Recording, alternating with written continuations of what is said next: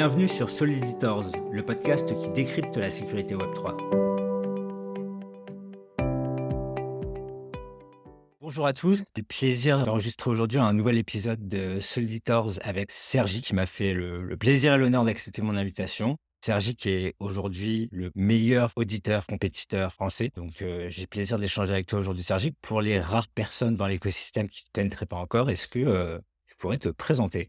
Salut Nicédo, merci. Alors, bonjour à tous, moi c'est Sergueï, je suis auditeur de smart contracts, indépendant donc maintenant depuis 2 ans à peu près et avant ça, j'ai fait une école d'ingé et j'ai travaillé comme software engineer dans 2 entreprises au cours de 8 ans donc voilà, dans la première entreprise dans laquelle j'ai été, j'ai pu apprendre, c'était dans le domaine de la finance, donc j'ai pu pas mal apprendre, ce qui m'a servi plus tard pour le domaine de la DeFi comme on dit. Voilà. C'était quoi particulièrement dans la finance? Tu peux en dire un peu plus?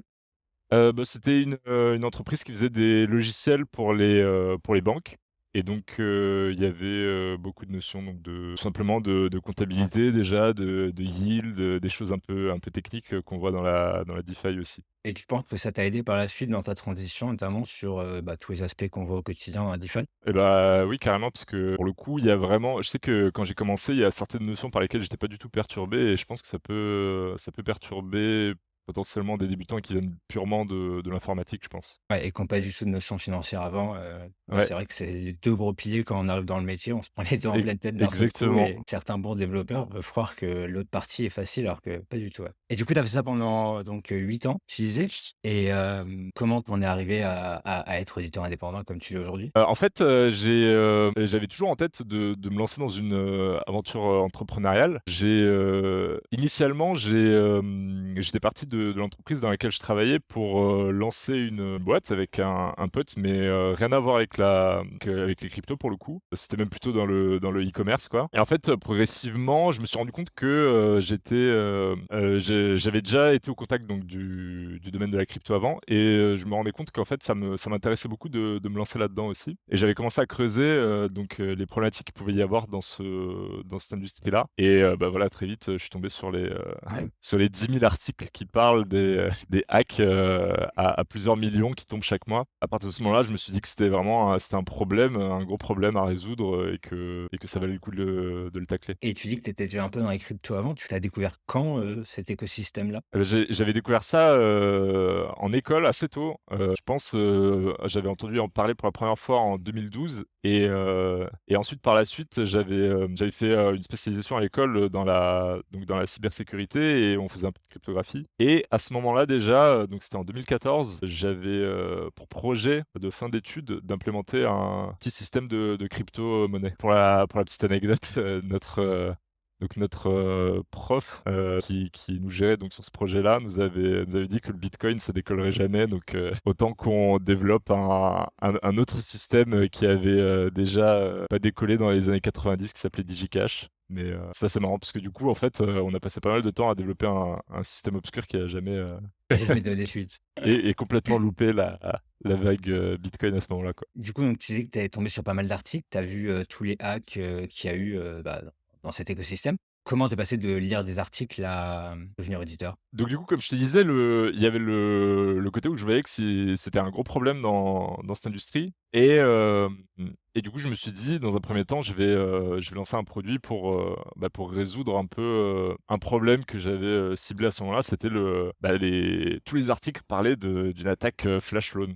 et du coup, je me suis demandé: «Mais qu'est-ce que c'est, que cette attaque flash loan, quoi?» Ça doit pouvoir se régler pas facilement, mais je veux dire, c'est un type d'attaque, ça doit bien pouvoir, se prévenir et donc voilà, là, j'avais vraiment mis le doigt dans le rabbit hole et donc après, en creusant, ça recouvre plein de types d'attaques et en fait, rien n'est si simple et je me suis mis vraiment à m'intéresser à cette discipline-là et c'est à ce moment-là que, comment dire? Pour, tester un peu ce que j'apprenais, voilà, je me suis mis, à mettre ça en pratique et donc voilà, à chercher des il y a des plateformes en fait, qui permettent comment dire? De manière, décentralisée de faire des rapports de vulnérabilité. Donc par exemple, Immunefi en est une et donc voilà, moi j'avais commencé, sur Immunefi. La toute première recherche de bug que tu as faite, du coup, c'était, plus, sur le format in minify, donc recherche de bugs, dans sauvage, je Ouais. dirais, que le format contest, qu'on connaît aujourd'hui. Ouais, c'est ça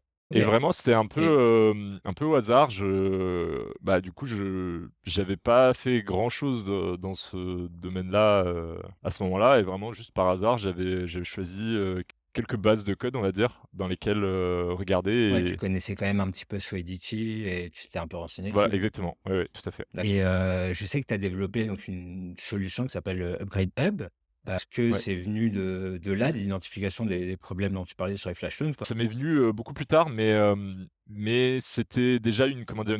Une deuxième sous-problématique, on va dire, parce qu'il y avait effectivement le problème des flash loans, mais ça, pour le coup, c'était un peu, comment dire? C'était un petit peu illusoire parce qu'en fait, c'est pas un type d'attaque, c'est vraiment, c'est un moyen qui peut servir à rendre critique, plusieurs types de failles et en revanche, j'avais, vu qu'il y avait des problèmes, liés aux upgrades de smart contracts, souvent.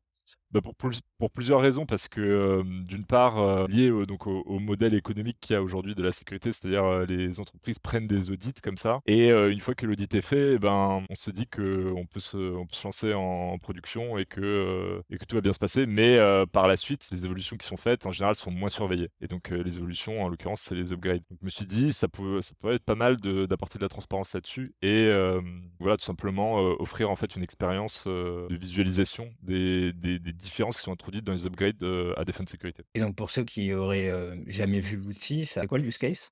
C'est pour le coup, je pense que ça peut ressembler pas mal à ce qu'on peut voir sur GitHub. La seule différence, c'est qu'en fait, c'est pas la vision que le développeur en a, c'est vraiment la vision qu'on peut en avoir sur la blockchain directement. Donc en fait, c'est vraiment un historique de code qui a été déployé sur la chaîne et qui peut être différent de ce que le développeur a de l'historique du développeur en soi. Et tu t'en es déjà servi justement dans certains cas, pratiques pour toi de recherche de bugs ou de contests que tu as pu réaliser? Oui, bah, tout à fait. Je l'avais pas mal utilisé, surtout au début quand je l'avais développé. J'avais réussi donc à mitiger, à aider en tout cas plusieurs protocoles à mitiger des failles qu'ils avaient introduites lors d'upgrades et donc c'est quelque chose que je fais plus, j'ai comment dire? C'est assez difficile à suivre, toutes les upgrades qui passent sur la chaîne, mais je l'ai ouvert en quelque sorte à la communauté et je pense que c'est un outil qui aujourd'hui est pas mal, utilisé pour observer, l'upgradabilité et qui a servi à pas mal de d'acteurs dans ce domaine pour, en fait, plutôt pour étudier des hacks qui sont déjà passés, liés aux upgrades de contracts. Ah oui, d'accord, plutôt en mode, une fois que la hack est arrivé, on se demande pourquoi Ouais. et enfin, c'est comme ça qu'on peut utiliser le brick. Et OK, l'air de rien, je vois. c'est pratique même a posteriori parce que du coup, ça permet de partager en fait, un lien où on dit, voilà ça le changement qui a été fait et déjà ça permet de gagner du temps dans des situations qui sont un peu tendues donc Oui, on voit les diffs en fait c'est ça, entre, le proxy et la mise à jour, quoi. OK. exactement. Et tu disais tout à l'heure, je trouve ça intéressant parce que c'est une industrie qui évolue très rapidement et beaucoup. Tu disais tout à l'heure qu'il y a beaucoup de protocoles qui prennent un audit, qui partent en prod et puis qui se disent: «C'est bon, j'ai eu un audit et c'est fini» et du coup, notamment qui font des upgrades derrière, sans forcément les auditer. Ouais. Est-ce que ça, c'était le cas le jour où tu as décidé de développer Upgrade Hub? Est-ce que tu as l'impression que c'est toujours le cas dans le mindset des protocoles ou est-ce que, là-dessus, ils ont assez changé par rapport à cette étape finale comme c'était avant l'audit et puis après on n'en parle plus? Alors oui, je pense que maintenant ça a quand même pas mal changé, il y a quand même un processus beaucoup plus rodé aujourd'hui autour de la sécurité, par rapport au moment où j'avais commencé à développer cet outil. Néanmoins, il y a toujours, des hacks, qui peuvent arriver sur des upgrades, mais peut-être sur des protocoles, un peu moins, comment dire? Qui ont un peu moins pignon sur rue. Plus petit, moins Voilà, d'exposition et du coup qui voilà. tout à fait. Parce qu'il y a aussi le côté marketing de se dire: «Si je suis un gros protocole, j'ai pas le droit à l'erreur, quoi. Il faut Exactement et que les gros protocoles je» maintenant investissent quand même, assez souvent sur des audits, de mise à jour, et des upgrades.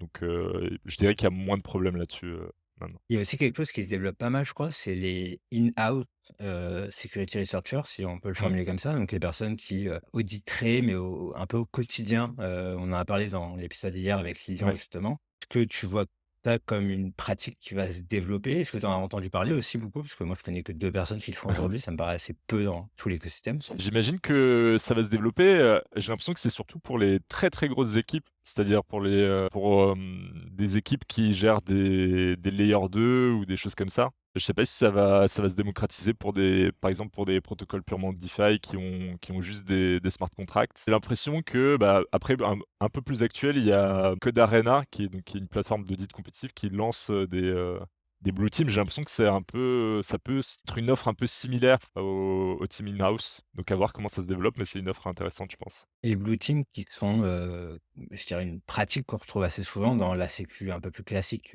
web 2. Ouais, D'ailleurs, de souvenir, toi, tu as fait une spécialisation, je crois, dans tes études en cybersécu ouais, d'une et année, est-ce que une année, d'une année? ouais. Et est-ce que ça t'a servi par rapport à ce que tu fais aujourd'hui ou qu'est-ce que tu en Mmh. as retiré de ce Oui, bah, en fait, ça je pense ça donne une base de connaissances, mais vraiment, basique et en revanche derrière je n'avais pas eu d'expérience professionnelle, puisque moi c'était surtout le développement qui m'attirait. Donc moi j'avais fait cette spécialisation-là, puis je l'avais utilisé un petit peu pour partir dans du développement pur et donc là c'est un peu un retour, un retour à ça, par le hasard des retour aux choses, sources? mais oui, ça c'est sûr, ça sert un peu. Et du coup, 1re expérience, de recherche de bug bounty sur Imlify, c'était quand, à peu près, si tu t'en souviens? Je m'en souviens, très bien, c'était en avril, 2022. Voilà, donc il y a Avril pas loin de 2022. 2 ans. OK, Ouais. pas loin de 2 ans et après si tu nous détailles un petit peu ton parcours, comment tu es parti de cette première vulnérabilité, en tout cas cette première recherche de vulnérabilité sur Imlify à faire des compétitions aujourd'hui sur différentes plateformes? Au début, j'étais plutôt resté sur le fait de faire occasionnellement du bug bounty. Je lançais à ce moment-là, au moment où j'avais juste commencé à faire les bug bounty, je lançais un produit de sécurité plus, front-end aussi, qui ressemblait à ce qui aujourd'hui est, Pocket c'est quoi? C'est Pocket Universe, je sais pas si tu as entendu parler de cette extension? Ah non, non je connais pas. Bon, pour résumer, c'est une extension en fait qui, permet de simuler des transactions avant de les exécuter dans un wallet OK. et donc c'est très utile pour éviter par exemple de tomber dans des drainers, voilà, des sites web, malicieux qui peuvent, soutirer des fonds, quoi. Donc j'avais commencé à développer ce produit-là et donc en fait la sécurité, en termes d'audit, c'était vraiment secondaire à ce moment-là et un peu plus tard, alors déjà j'ai été invité à participer avec une équipe à Sherlock, c'est là que j'ai découvert Sherlock et j'avais vraiment bien aimé le principe, donc je me suis mis à en faire, plus en plus. C'était en septembre, je pense, septembre 2022, oui et à partir de ce moment-là, bah, j'ai commencé à participer assez régulièrement, puisque voilà, j'aimais bien le principe et que, ça permet vraiment de bien progresser. D'ailleurs, c'est vraiment, je pense, un des moyens qui sont les plus efficaces pour progresser quand on commence parce que, vraiment comment dire? On se donne à fond, on cherche tout ce qu'on peut trouver dans une base de code pendant un temps limité et derrière on a tout de suite accès à que des compétiteurs ont pu trouver pour étudier un peu. Puis identifier, voilà, les vulnérabilités qu'on a ratées, pourquoi est-ce Exactement, qu'eux les ont trouvées, quelles étaient les connaissances qu'ils avaient à l'époque pour les trouver que moi je exactement, n'avais pas et cette boucle d'apprentissage très courte en tout cas est particulièrement intéressante. exactement. Alors j'imagine que, bon, on va en parler un peu plus tard de tes résultats, actuels, mais au début, tu brillais peut-être pas autant, comme n'importe quel débutant qui arrive dans le milieu. C'est quoi tes principales difficultés quand tu as commencé, bah, que ce soit en avril ou même au Ouais. début chez Sherlock? Alors déjà je précise que du coup je partais pas du tout de 0, hein, puisque je pense avoir eu quand même pas mal d'expérience dans la tech, avant de me lancer là-dedans et donc et également comme je disais donc dans le domaine un peu de la finance, ce qui a pas mal aidé. Mais je sais qu'au début, bah, j'étais pas comment dire? Je soignais pas forcément la rédaction de mes rapports et donc ça vraiment je pense que ça a pu me desservir, à pas mal d'égards et voilà, c'est quelque chose sur laquelle je me Sous-entendu que tu suis trouvais la vulnérabilité, mais tu estimes que tes rapports étaient de qualité pas suffisante pour qu'ils soient exactement, acceptés par les juges? exactement. Donc c'est quelque chose sur lequel tu imagines tu as pas mal bossé depuis? Ouais, activement et voilà, je pense que ça Et ça s'est quels bien conseils tu amélioré. aurais donné pour ceux qui nous écoutent sur la partie, bah, du coup, purement rédaction de rapport? Je pense qu'il y a un conseil, important, dont je me suis rendu compte, assez récemment au final. C'est le point de vue dans lequel on place le rapport. C'est important en fait, de se placer du point de vue, du protocole et de décrire un impact en termes de, vraiment ce que les utilisateurs, peuvent ressentir. C'est-à-dire par exemple, pour une faille de sécurité, ça peut être de dire que les utilisateurs vont ressentir une perte de fonds, enfin, ou vont, pas avoir accès à certaines, fonctionnalités. Alors que souvent, il y a des security, researchers qui décrivent, plutôt l'impact en termes de, voilà, le système casse à cet endroit-là et ils s'arrêtent, à ça en général. D'accord, donc c'est aller un step plus loin et vraiment Exactement. faire comprendre au protocole quel va être son impact en termes, bah, je dirais même presque de marque en fait, surtout financier, que vos utilisateurs risquent de souffrir quoi, Ouais, si jamais ce bug n'est pas fixé. tout à fait. Et non pas juste, ouais, il y a une rounding error ici, C'est point, ça et le système casse, et la laisser, formule est mal appliquée, souvent on peut lire ce genre de choses dans les rapports. super intéressant comme point. Du coup, cette, boucle d'apprentissage que tu faisais au début, tu fais un contest, tu regardes derrière les vulnérabilités que tu as pas trouvées. Quand tu identifiais des vulnérabilités que tu avais pas trouvées, c'était quoi la raison? Un manque de connaissances dans le langage en tant que tel? Un manque de connaissances en finance au début? Quand tu as commencé, c'est Ça peut être, bon, ouais, un manque de connaissances sur des spécificités, je pense, de peut-être un peu plus ésotériques, c'est-à-dire des choses un peu cachées dans des librairies ou, enfin vraiment plutôt de la connaissance générale et au début aussi, je pense que je prenais pas en compte, vraiment tous les acteurs qu'il pouvait y avoir au sein d'un protocole. Pour donner un exemple, ça peut être, on peut voir dans un protocole de lending, par exemple, qu'il y a des gens qui empruntent, des gens qui prêtent et il y a aussi des rôles qui sont utilisés moins souvent, comme par exemple le rôle du liquidateur et ça peut être, par exemple, ne pas avoir une vulnérabilité qui est liée au liquidateur, par exemple. C'est-à-dire, ou prêter moins attention à des acteurs qui sont, qui rentrent en jeu moins souvent. Voilà. d'accord, donc tu avais une vue trop focus peut-être Voilà, sur, c'est ça.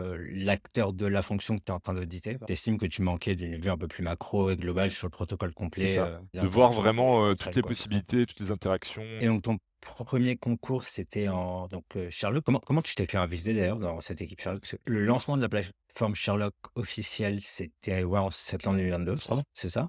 Ouais. Et du coup, tu faisais partie vraiment de la bêta de la plateforme? Ouais, je pense que j'avais dû participer peut-être au troisième contest, quelque chose comme ça et c'était vraiment par hasard. C'était, je pense c'était, un participant de Immunefi, avec qui j'avais dû discuter une fois, voilà sur le Discord d'Immunefi. D'accord, qui t'a lui, Voilà, convié exactement. à cette bêta quoi, cette première invitation. Premier concours en septembre 2022, Ouais et c'est quoi on ton avait ton rien 1er trouvé. rapport? On était une team, de 3. On a eu exactement 0 finding. Rassurant pour les débutants. C'est Sergi qui est passé par Voilà. là. Oui, oui, Vous on pouvez passe vous tous par rassurer. là. Et alors, bah, un peu fast forward jusqu'à aujourd'hui, comment tu passes d'un 1er contest, sans aucun finding à, plusieurs top 1 d'affilée? Bon, je pense il y a effectivement, une approche au début où on peut se dire on va essayer de trouver vraiment tout ce qui est possible de trouver, personnellement dans une, base de code et après on se rend compte que bon, c'est pas forcément le ça marche un peu au début mais c'est pas vraiment ce qui permet, comme tu dis, de vraiment atterrir en haut du classement. En général, ce qui permet d'atterrir en haut du classement, c'est de trouver des choses qui sont trouvées par peu de personnes et donc c'est, je pense, voilà, à force d'expérience après, c'est quelque chose qui se développe, cette, comment dire? Cette intuition à trouver, des choses, bah, qui sont au final, trouvées par, le moins de personnes possible et savoir, donc de ne pas s'arrêter, avant d'avoir trouvé, assez de voilà, assez de matière. Oui, parce que, sur les plateformes compétitives, il y a globalement 3 niveaux de sévérité de bug, Voilà, oui, faible, moyenne et élevée.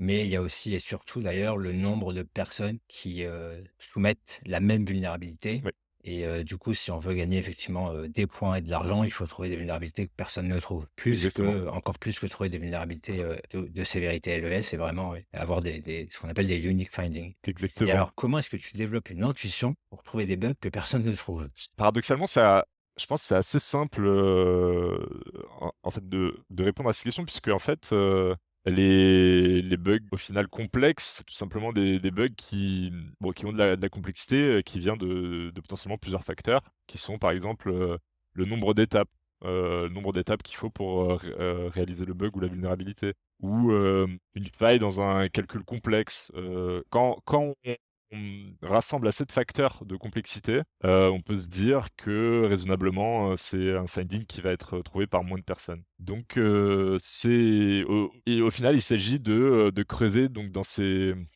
zones de complexité en quelque sorte et quand on trouve des choses, là, on peut être assez satisfait au final de ce qu'on trouve, voilà. D'accord, donc c'est, ne pas s'arrêter si je trouve un trou de souris globalement, Ouais, c'est ne pas s'arrêter à là et c'est de creuser, creuser, creuser, creuser, creuser jusqu'à voir si, tu peux pas rajouter un peu des exactement. des niveaux de sévérité à peut-être une petite vulnérabilité que tu as initialement identifiée, quoi. En fait, ouais, je dirais même, c'est plutôt qu'une intuition pour, trouver, des choses complexes, on a plutôt une intuition pour, je pense, évaluer la complexité des bugs trouvés et potentiellement, c'est pas forcément le bug, complexe qu'on va trouver au comment dire? Enfin, au bout du plus de temps qu'on a passé à creuser, mais voilà, si on tombe dessus, on sait évaluer la complexité et ça permet de savoir un peu avec, confiance que voilà, ça va être intéressant. T'en as un en tête là de bugs que tu aurais trouvé ou peut-être que tu aurais lu dans certains rapports de contest auxquels tu aurais participé qui t'a particulièrement impressionné?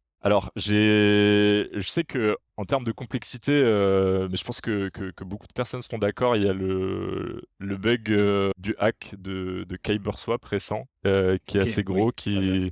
bon, bah, qui est assez complexe et assez intéressant à lire et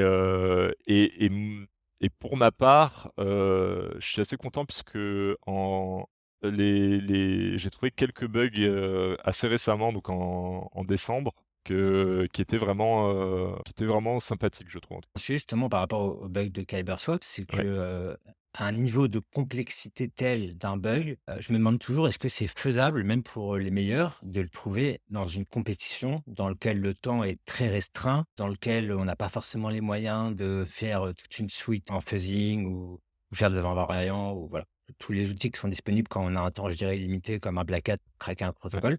Est-ce que tu penses vraiment que ce genre de bugs sont quand ils sont présents dans une code base, sont trouvables et identifiables dans un contexte? Là, oui, là, il est vrai que, dans le cadre de ce bug-là, par exemple, c'était très peu probable qu'il soit trouvé, lors d'un contest. C'est-à-dire que pour donner un peu de contexte, il y avait eu un white hat, donc du pseudonyme, 100 Proof, 100 Proof, qui avait trouvé déjà un bug dans ce protocole-là, qui avait été critique et qui était très complexe et donc on sait que ce white hat avait passé, Et qui était un bug assez similaire, et très similaire ouais. et on sait que ce white hat là avait passé, 1 mois, plus d'un mois, peut-être 2 mois même à juste creuser les formules mathématiques, de ce protocole. En fait, ça donnait un ordre d'idée qu'il faut que quelqu'un de très brillant se penche pendant 2 mois sur, le problème pour trouver ce genre de bug. Donc en fait, quand on voit le, temps alloué aux compétitions, c'est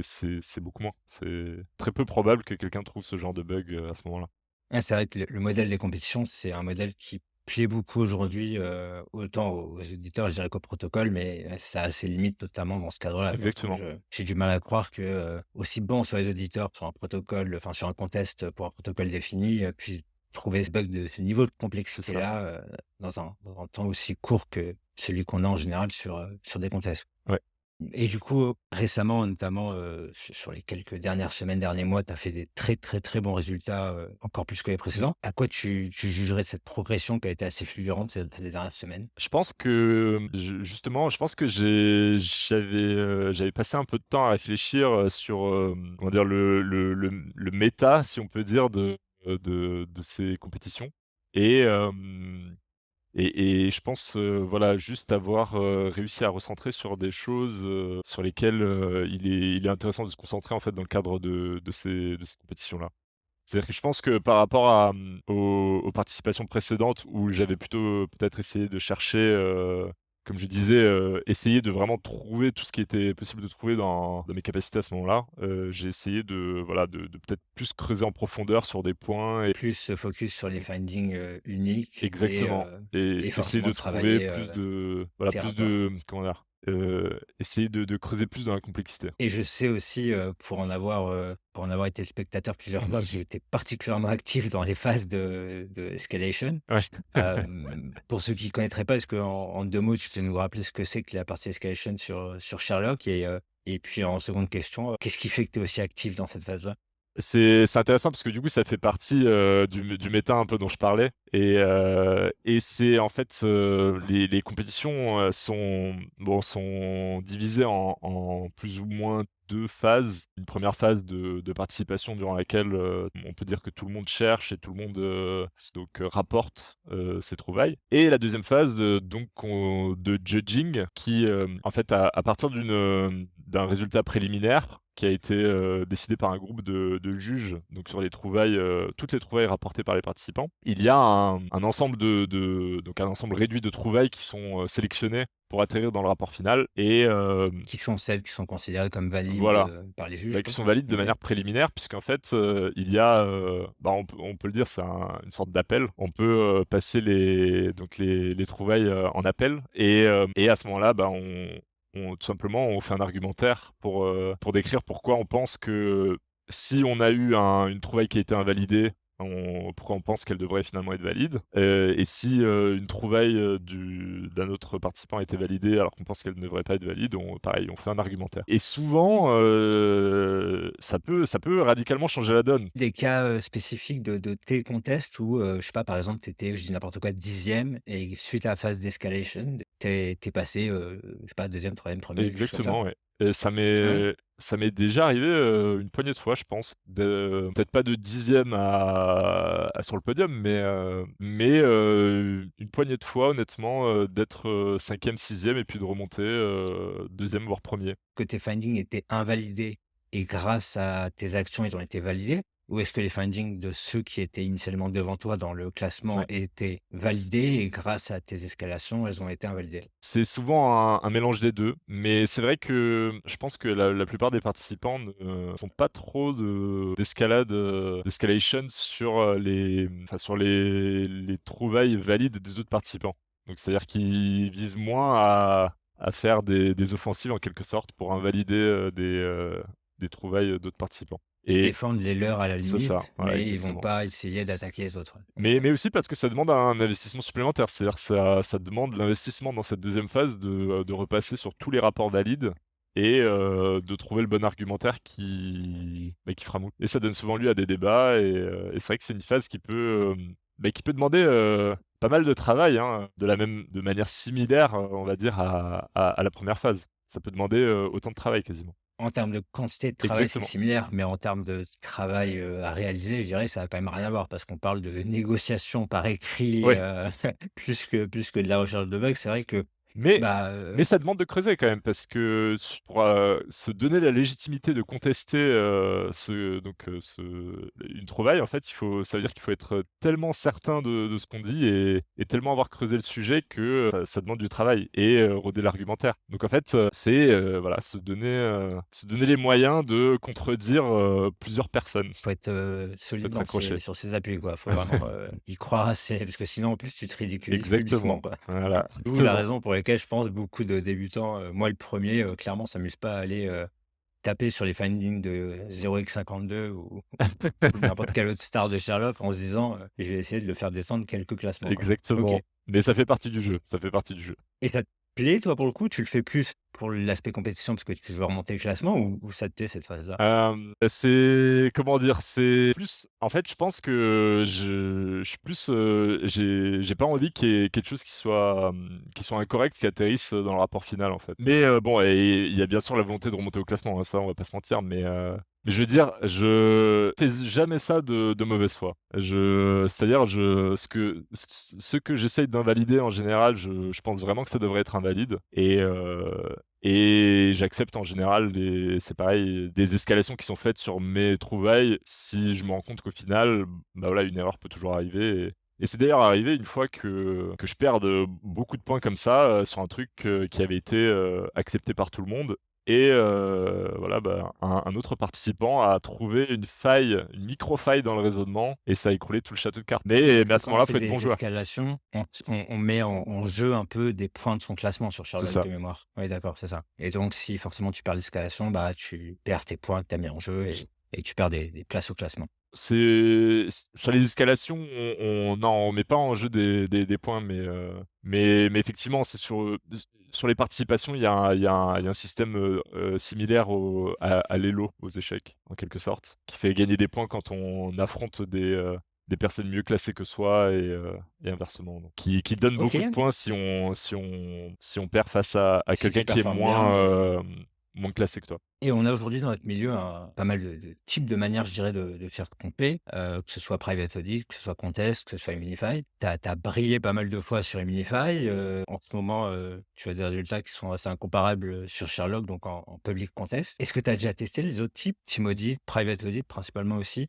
J'ai pas du tout testé le team audit à proprement parler. Le fait de faire donc purement un audit, dans le cadre, un audit classique dans le cadre d'une équipe et j'ai déjà, essayé plusieurs fois l'expérience de faire des contests en team, en revanche et c'est vrai que c'est assez intéressant, j'avais eu l'expérience de coacher une équipe, comment dire? D'une communauté dans le milieu, voilà, une communauté qui s'appelle Open Sense, qui est une assez grosse communauté, internationale, on va dire, comparée à Je me Solidity. souviens, il y a eu des bons résultats, notamment sur l'équipe, il y avait Ouais, 8 personnes, je crois, ouais. ou 6 ou 8 personnes. Et comment tu avais organisé ton coaching avec, cette équipe? C'est-à-dire que tu le faisais avec eux et ils écrivaient les rapports pour toi? Comment vous Oui, alors, il y avait un peu de tout parce qu'on avait vraiment, plusieurs niveaux et du coup, on s'était répartis les responsabilités. On avait, donc on avait un peu tout le monde qui cherchait, durant la phase initiale et ensuite, comme il y a aussi des rapports à écrire, on se répartissait les rapports en sachant que les plus débutants, qui avaient peut-être, plus de difficultés à trouver des choses, derrière, prenaient par exemple, les rapports à écrire et voilà, progresser comme ça aussi. C'est-à-dire que ça fait énormément progresser d'écrire un rapport puisque en fait on se plonge vraiment, profondément en fait voilà, dans un mécanisme et c'est comme ça aussi qu'on progresse. Donc oui, un peu à la manière où après un contest, on va identifier, les vulnérabilités qu'on a exactement, ratées et se poser la question comment la personne en question les a trouvées. ouais. Là, si tu as un researcher expérimenté qui te parle d'un bug et que tu dois faire le rapport, bah, faut aussi passer par toute cette étape de réflexion de comment est-ce qu'il, lui, il a trouvé ce bug Ouais, et en plus, on peut lui poser des questions en live du coup et préciser ça donc ouais, voilà. j'imagine super intéressant et on voit beaucoup, aujourd'hui, c'est notamment une des «critiques» entre guillemets, qu'ont les plateformes, c'est qu'elles servent souvent de tremplin pour les carrières des Ouais. auditeurs qui, font leurs résultats et qui par la suite, voguent vers, je dirais de nouvelles aventures. Je pense pas quitter la compétition, d'audit à proprement parler, pour aller dans une firme d'audit ou dans un groupe d'audit, par exemple. Mais potentiellement, en fait, ça m'intéresse beaucoup de participer à d'autres parties de l'écosystème sécurité, donc notamment, par exemple, j'aimerais bien, écrire, par exemple, un EIP, voilà. Une idée, du IP en particulier? J'ai une petite idée, donc forcément ça va probablement tourner autour de l'upgradabilité puisque, voilà, c'est un sujet qui qui me tient à cœur maintenant. Qui te tient à cœur. C'est ça et peut-être, aussi aller, donc explorer, des domaines que j'ai pas encore trop explorés donc par exemple les domaines du ZKP et des choses comme ça. Aller vraiment, trouver des bugs dans Tu ces t'es déjà systèmes-là. penché un petit peu dessus ou Ouais, j'ai déjà commencé à me pencher un peu dessus, mais j'ai pas encore de concret, on va dire, d'action concrète dans ce domaine-là. il y en a beaucoup notamment qui pensent que, la ZKP c'est l'avenir ou que ça va prendre le dessus par rapport à un nombre d'audits qui est aujourd'hui, principalement en Solidity. Qu'est-ce que tu en penses toi? Je pense que Solidity va quand même, avoir une très, très grosse part de marché, encore pendant assez longtemps. Mais, c'est pas seulement le cas du ZKP, on a aussi donc le Rust qui monte pas mal. Il y a pas mal de petites tendances, qui montent en 2024 et c'est assez intéressant parce que, voilà, il y a des niches qui se créent dans la niche et il y a des rechercheurs qui se spécialisent là-dedans et ça Oui, fait de c'est vrai nouvelles que opportunités, c'est assez intéressant. le topic de la spécialisation est pas mal revenu aussi. Le fait de te spécialiser soit dans une typologie de protocole particulier, une typologie de bug, beaucoup disent que c'est Mmh. l'avenir pour, pouvoir, continuer à briller et que par la suite dans les team audits, tu auras des personnes justement avec des spécialités quelles qu'elles Ouais. soient. Tu es de cet avis-là toi aussi? C'est une bonne question. Je pense que je sais qu'il y a des personnes qui se spécialisent déjà pas mal, dans des voilà, oui, dans des types de protocoles, DeFi, par exemple, Du cross-chain par exemple, ouais. ou du cross-chain, ouais. Oui, c'est vrai qu'il y a des personnes qui se spécialisent comme ça. Maintenant, je pense qu'il y a encore, pas mal de voilà, pas mal d'opportunités pour tout simplement des auditeurs assez généralistes encore, hein. Je pense qu'il y a encore beaucoup d'opportunités et là, bah, comme je disais, je pense que 2024, ça va être une année assez intéressante, pour la sécurité, Web3. Si tu devais choisir une spécialité, toi, s'il y en avait une qui te plairait Ouais. plus que les autres, ça serait laquelle? Et ben, je pense que comme on en parlait, le ZKP, c'est quelque chose que je trouve très intéressant. C'est une technologie pour le coup que je trouve, très intéressante et porteuse. Et tu tenté ta chance sur le concours récemment, à 1 000 000? ZK Sync. Oui, j'avais tenté ma chance, mais par un concours de circonstances, j'avais très peu de temps à louer, je crois que j'avais, 4 jours, quelque chose comme ça et j'avais fait une submission qui avait été invalidée et j'ai pas trop insisté. Parce que tu avais des connaissances en Rust ou tu as tenté le coup, sans même, Ouais, expérimenté un peu avec Rust, mais pas plus que ça. Mais ça, comment dire? Ça se lisait bien. C'était, voilà, c'était surtout, l'aspect peut-être, ZKP qui était un peu plus, complexe. Mais dans tous les cas, c'était voilà, c'était un projet, un assez gros projet et assez complexe. Donc vraiment, je pense que ça aurait été pas mal d'investir, beaucoup de temps là-dessus et bon, comme on a vu, ça récompensait, des groupes et des personnes, assez généreusement. Donc c'était, je pense des payouts, assez, astronomiques, sur ce contexte-là très récemment, ouais. ouais. Et du coup, donc là, actuellement, tu fais un petit peu de bug bounty de temps en temps. Beaucoup de contests sur Sherlock en tant que, du coup, lead, senior Watson. Tu as coaché dans le passé, tu parlais d'autres objectifs que tu avais en tête ou d'autres choses que tu aimerais accomplir, au-delà de l'écriture d'une EIP? J'aimerais également aussi, contribuer à des projets open source, peut-être, des outils de sécurité ou encore une fois peut-être des outils associés à des niveaux plus bas, de la cryptographie, des choses comme ça. Plutôt sur la partie dev, là, pour le coup? C'est-à-dire développer toi-même Ouais, des outils et ouais, vraiment OK. des contributions en dev pour le coup, ouais. Puis Tu as déjà des idées en tête? je pense que pour l'instant c'est encore un peu tôt pour en parler. Le teasing. Et je sais aussi notamment que tu vas bientôt participer en tant qu'auteur à Curta CTF, Ouais. donc qui est une plateforme de capture the flag, assez connue dans l'écosystème, Web3, aux côtés notamment d'autres auteurs comme Zach Obrondt qui avait fait, des CTF qui étaient particulièrement difficiles.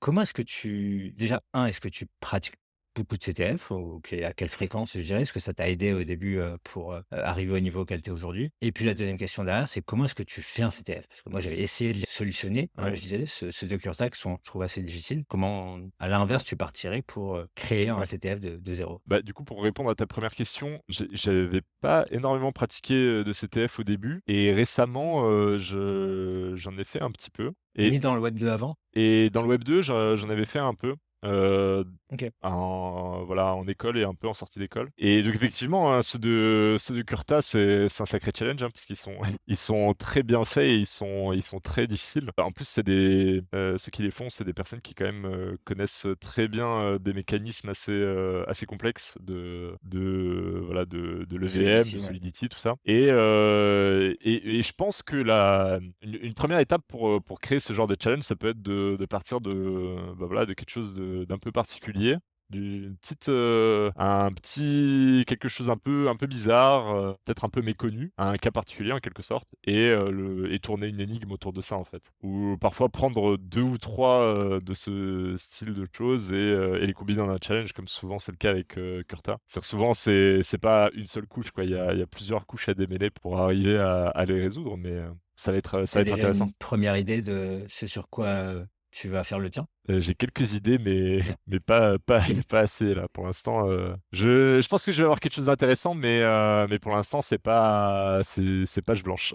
Et si on prend bon, je sais pas, un CTF de CureTag que tu aurais en tête, ça prend combien de temps à développer de A à Z? Du moment où tu y réfléchis jusqu'au moment où tu Mmh. postes ton CTF sur la plateforme, ça prend combien de temps, un truc comme ça? C'est intéressant, je saurais pas te dire, mais je pense que ça doit prendre du temps, hein, parce que, on prend l'idée, on construit tout autour, donc ça c'est la 1re phase. Puis ensuite un CTF, c'est quand même quelque chose c'est une sorte d'énigme qui doit avoir en quelque sorte une seule manière de le résoudre et vu qu'on s'adresse en termes de contenu à des personnes, ouais, des hackers en quelque sorte, bah, il faut bien blinder le truc parce que sinon, s'il y a plusieurs manières de le résoudre, ça rend le challenge d'un coup, moins marrant mais en tout cas, c'est l'un des challenges que j'ai essayé de faire récemment. C'était le problème que j'avais eu, c'est que J'avais, bien finalisé le truc, mais il y avait quand même, une faille qui permettait de le résoudre encore plus facilement que ce que j'avais envisagé. Le challenge que tu avais C'est ça, posté, sur Twitter, c'est ça? c'est ça Il y avait une faille, en fait, auquel tu avais pas pensé et et voilà, qui permettait de le résoudre plus facilement que le exactement. chemin, Faut réussir à trouver un petit,